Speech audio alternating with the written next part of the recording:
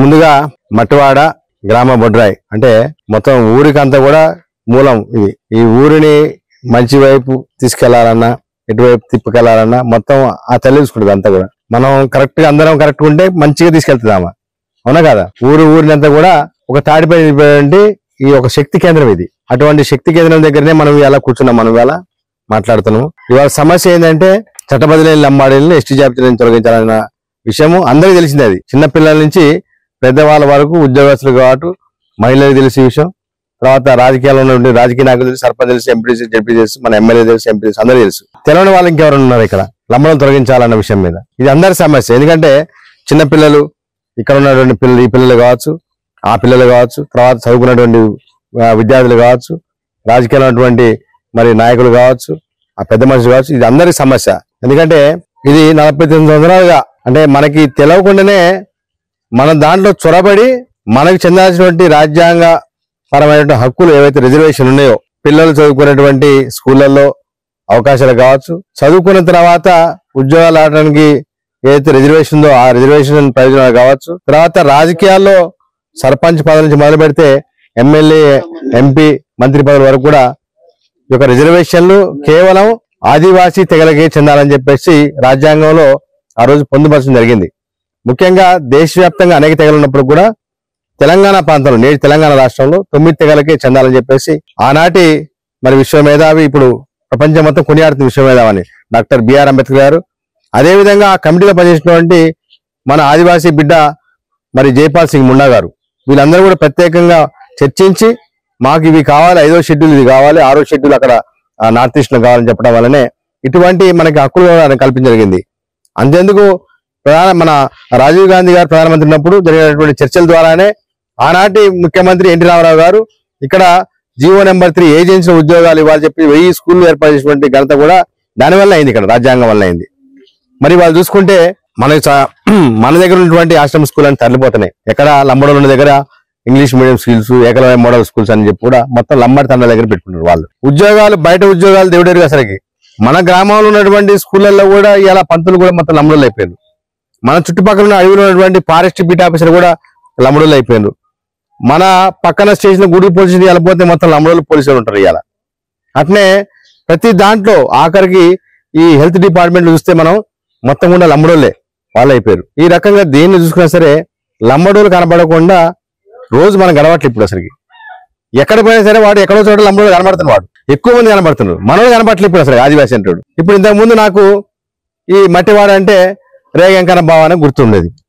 తర్వాత కాలక్రమంలో వరంగల్ వచ్చిన తర్వాత వాసం ఆనంద్ అని విద్యార్థులు ఉన్నప్పుడు రాజకీయాల్లో అంటే యువతరం రావాలనుకున్నప్పుడు మాట్లాడుతున్నప్పుడు ఆ మీటింగ్ కలిసినప్పుడు మట్టివాడ వాసం ఆనంద్ అనేది గుర్తుండేది. తర్వాత ఈ సంస్కృతి పరంగా పోరాటంలోకి వచ్చిన తర్వాత అన్ని గ్రామాలు తిరగటం వల్ల ఎక్కడెక్కడ ఊర్లలో మన బంధువులు ఉంటున్నారు, రేగోళ్ళు ఎవరు, బిజ్జోళ్ళు ఎవరు, వజ్జోళ్ళు ఎవరు, మనకు వరుసైటోడు, వరుసగానోడు ఎవడు, అట్లనే మన ఇంటికి ఒక దేవుడు, ఆ దేవుళ్ళు ఎక్కడెక్కడ ఏ ఊర్లలో ఉన్నాయి, ఏ గుట్టలో ఉన్నాయో కూడా తిరగటం వల్ల ఇవన్నీ కూడా నాకు తెలిసింది. దీని ద్వారా అంటే మనము వేరు, లంబడోళ్ళు వేరు. ఇప్పుడు ఎట్లయితే మనం 3, 4, 5, 6, 7 గట్టు ప్రకారం మనం వావి వరుసలు మనకి అన్నయితరా, బావయితరా, బామ్మర్దయితరా అనేది మనకు ఉన్నదో సంస్కృతి ఆచారం ఉందో వానికి లేదు. లేనోడు వచ్చి మనకు దక్కాల్సినటువంటి ఈ అన్ని విద్య, ఉద్యోగాలు, రాజకీయాలు, భూములు, సంస్కృతి అన్ని కొల్లగొట్టుకుని ఉద్యోగస్తులందరం కలిసి సుప్రీంకోర్టులో కేసు వేసిన 2018లో. అది వాళ్ళ విచారణ దశకు చేరుకున్నది. చివరిగా సోయం బాపురావు గారు, అదేవిధంగా తెల్ల వెంకటరావు గారు దీంట్లో ఇంప్లీడ్ అయిన తర్వాత ఇది అత్యధిక ప్రాముఖ్యత కలిగిన కేసుగా సుప్రీంకోర్టు పరిగణించి కేంద్ర రాష్ట్ర ప్రభుత్వాలు రెండింటికి కూడా నోటీస్ ఇచ్చి మీరు తక్షణమే దీనికి సమాధానం చెప్పండి. ఆర్టికల్ 342 ప్రకారం వాళ్ళని కలిపిందా లేదా, అంటే పాస్బుక్ వానికి ఉందా లేదా, ఎస్టీ ఉండాల్సినటువంటి పాస్బుక్ వానికి ఉందా లేదా, వాడు లేకుండానే వీళ్ళకి చెందాల్సినటువంటి అన్ని కూడా దోచుకుంటుందని చెప్పేసి ఇప్పటికే 3000 పేజీల ఆధారాలు ఆదివాసీలు మొత్తం కలిసి కోర్టులో కేసు ఇచ్చిండ్రు. మరి మీ ప్రభుత్వాలు మాత్రం వానికి రిజర్వేషన్ ఇస్తూ ఉన్నారు, 4% పోయి 10% ఇస్తున్నారు, ఇంకా 10 సరిపోక వాడు 12 అంటుండు, ఇంకెంతకాలం మీరు ఇస్తారని చెప్పి సుప్రీంకోర్టు అడిగింది. వాని దగ్గర లేవు ఆధారాలు, పాస్బుక్ లేదు. ఈ రాష్ట్ర ప్రభుత్వం రేవంత్ రెడ్డి గారు, కేంద్ర ప్రభుత్వం మోడీ గారు ఎక్కడే వీళ్ళకి లేవని ఇస్తారని చెప్పేసి వాళ్ళని భయభ్రాంతులు గురి చేయడానికి మేము 60 లక్షల మంది ఉన్నాం, 60 నియోజకవర్గాల్లో కూడా మా ఓటు బ్యాంక్ ఉంది కాబట్టి మీరు మాకు వ్యతిరేకంగా మీరు సుప్రీంకోర్టుకి మీరు ఇవ్వద్దు అనేసి అక్కడ ర్యాలీ, ఇక్కడ ర్యాలీ, చిన్న చిన్న ర్యాలీ చేసిండ్రు. సోయి లేదన్నారు, తెలివి లేదన్నారు, నా వెంట్రీ పీకిదాం ఓడన్నాడు, నా బొచ్చు పీకిదాం ఓడన్నాడు. అరే ఎవడరా మమ్మల్ని పీకేది, ఒక అయ్యాక అబ్బాకి పుట్టినవాడారా మీరు, ఎవడరా మీరు ఆదివాసీలు, మేము కాదు ఆదివాసీలు బొచ్చ అని ఇష్టం వచ్చిన బూతులే మాట్లాడేవారు. అటువంటి సందర్భంలో మనం కూడా ఏం చేసినాం అంటే, అరే మనకు సోయి లేదా, తెలివి లేదా, మనం కూడా కొమరం భీం వారసులం, స్వయం గంగులు వారసులం, రామ్జీ గోల్డ్ వారసులం. మరి మనం కూడా సమ్మక్క సారలమ్మ తల్లి ఉంది, మనకి వేలుపులు ఉన్నారు, ఊరూర బొడ్రాయి ఉన్నది, మనకి శక్తి లేదా? మనం 10 లక్షల మంది ఉంటే ఉండొచ్చు, తక్కువ ఉండొచ్చు సంఖ్య, కానీ మనం నీతి నిజాయితీ ధర్మంతో మనం ఈ భూమి మీద తిరిగేటోళ్ళం. మనం ఎందుకు మనం పోరాడొద్దని చెప్పేసి ధర్మయుద్ధం పేరిట మరి భద్రాచలంలో 20వ తారీఖు మీటింగ్ పెడితే స్వచ్ఛందంగా 1000 మంది, 70,000 మంది, భద్రాచలం చరిత్రలోనే అంతమంది ఇంతవరకు చూడలేదని చాలా మంది పార్టీ వాళ్ళు కావచ్చు, గిరిజనేతలు కూడా అందరూ ఏమన్నా అంటే, ఇంతవరకు అంతకుముందున్న కేసీఆర్ దొర కూడా ఎన్ని కోట్లు పెట్టినా కూడా భద్రాచలం అటువంటి మీటింగ్ పెట్టలేదు. కానీ ఆదివాసీ స్వచ్ఛందంగా అసలు వాళ్ళ భూమి వాళ్ళు పట్టుకొని స్వచ్ఛందంగా ఎవరు డబ్బులు కొని వచ్చినంటే మామూలు విషయం కాదు. ఖచ్చితంగా మీరు గెలవబోతున్నది మాత్రం వాస్తవం అని చెప్పేసి గిరిజనేతలు పార్టీలు అన్ని కూడా చెప్పడం జరిగింది. ఇప్పుడు మిగిలింది ఏంటంటే సుప్రీంకోర్టుకి రాష్ట్ర కేంద్ర ప్రభుత్వాలు వాళ్ళు అడిగిన దానికి సమాధానం చెప్పాలి. దానికోసమే మనము ఒక నెల చూస్తాము. నెల దాటితే మాత్రం ఆదిలాబాద్ లో మరొక ధర్మయుద్ధం అని చెప్పాం. ఒక 10-15 రోజుల్లో అక్కడ కూడా మీటింగ్ ఉంటుంది. అప్పుడు చేయకపోతే మేడారం సమ్మక్క సారలమ్మ సాక్షిగా ఇక చివరిది అంటున్నాం ధర్మయుద్ధం. ఇక ఆ దెబ్బతో 5 లక్షల మంది పెడతాం. మేము తాడోపేట చేసుకుని వాళ్ళు లంబడోడా మేమా, నీ ప్రభుత్వం ఉంటుందా కూలిపోద్దా అనేది కూడా మేము తెలుస్తాం, అన్ని తెలుస్తాం. వాళ్ళొక్కడే బెదిరించుడు కాదు కదా. ఇవాళ మహారాష్ట్రలో లంబడోలు కలుపుతాం అంటే వాళ్ళు 2 లక్షల మంది ఆదివాసీలతోటి నాందేడ్లో 2 బ్రిడ్జిలు నింపిన ఆదివాసీ మనోళ్ళందరూ కలిసి. అట్లనే ఆ మహారాష్ట్రలో యావత్మాల కూడా 1,00,000 మంది ర్యాలీ చేసిన వాళ్ళు. ఒక పక్కన మధ్యప్రదేశ్ నడుస్తుంది, జార్ఖండ్ నడుస్తుంది, ఛత్తీస్గఢ్ నడుస్తుంది. ఈ లంబడోని దేశవ్యాప్తంగా ఎస్టీజేషన్ ఇవ్వద్దు అని చెప్పి నడుస్తుంది. వాళ్ళందరూ కూడా ఇప్పుడు ఏమంటారంటే అన్ని పార్టీలు ఒకటి అంటారు, మీరు గనక తెలంగాణలో వాళ్ళు దోచుకుంటూ వాళ్ళు తీసేయడానికి మీరు గనక రిపోర్ట్ ఇవ్వకపోతే వాళ్ళు మేము అందరం కలిసి మీ ప్రభుత్వాలు మొత్తం కూల్చిపడేస్తాం. మేము ఆదివాసీ లేదే మహారాష్ట్ర ప్రభుత్వం లేదు, ఆదివాసీ లేదే ఛత్తీస్గఢ్ ముఖ్యమంత్రి లేడు, ఛత్తీస్గఢ్ ముఖ్యమంత్రి మనకు కోయడే, అట్లనే ఒడిశా ముఖ్యమంత్రి కూడా మనకు కోయడే. ఆ ప్రభుత్వం కూడా ప్రభుత్వంలో ఉన్నటువంటి నాయకులందరూ కూడా ఎమ్మెల్యేలందరూ కూడా ఆదివాసీలే. కాబట్టి 3 రాష్ట్ర ప్రభుత్వాలు కూడా మేము కూర్చోటం సత్తా మాకు ఆదివాసీలకు ఉన్నది. దేశంలో ఉన్నటువంటి కేంద్ర ప్రభుత్వంలో కూడా 30 మంది ఆదివాసీలు మా యొక్క ఎంపీలు ఉన్నారు. నీకు లంబడోడు ఉండా? ఒక్కడు కూడా నీకు. ఒక బలరాం నాయకు ఉన్నాడు, అక్కడ కాంగ్రెస్ ఉన్నాడు. మరి మిగిలిన వాళ్ళందరూ ఆదివాసీలే కదా, కేంద్ర ప్రభుత్వంలో ఆదివాసీలే కదా. మేము బలవంతులమా, వాడు బలవంతుడా? కాబట్టి ఈ రకంగా మనం అన్ని పార్టీలు కూడా మనం అడుగుతున్నాం. అట్లనే ఇవాళ ఆదివాసీని కనుక వాడు నాశనం చేస్తే ఇప్పటికే వాడు కమ్మోలు బెదిరిస్తుండు, రెడ్డోళ్ళు బెదిరిస్తుండు, ఎలమోలు బెదిరిస్తుండు, ఆ మార్వాడి సీట్లు బెదిరిస్తుండు. ఇవాళ మహబూబాద్ మానుకోటలో వాడు బెదిరించడం లేడు. ఇవాళ హాస్పిటల్ వాందే, పోలీస్ స్టేషన్ వాందే, దొంగ వాడే, దొర వాడే, అన్ని వాడే, టోటల్ వాందే. ఇవాళ రేపు మానుకోట మార్చ్ 1 అంటే బీజేపీలో ఉన్నటువంటి నాయకుడు, కాంగ్రెస్ ఉన్నటువంటి ఎంపీ, బీఆర్ఎస్ ఉన్నటువంటి మాజీ ఎమ్మెల్యేలు అందరూ కట్టకట్టుకొని వీళ్ళకి పర్మిషన్ ఇవ్వద్దు, వీళ్ళకి ఫంక్షన్ హాల్ ఇవ్వద్దు, వీళ్ళకి భోజనాలు ఎవరు పెట్టొద్దు. అసలు వీళ్ళు ఎట్లా వస్తారు? వీళ్ళు ఇక్కడికి వీళ్ళు రానియద్దు, దిగ్బంధం చేస్తుంది. ఇది మానుకోట గడ్డ, ఇది లంబాడోళ్ళది అంటది.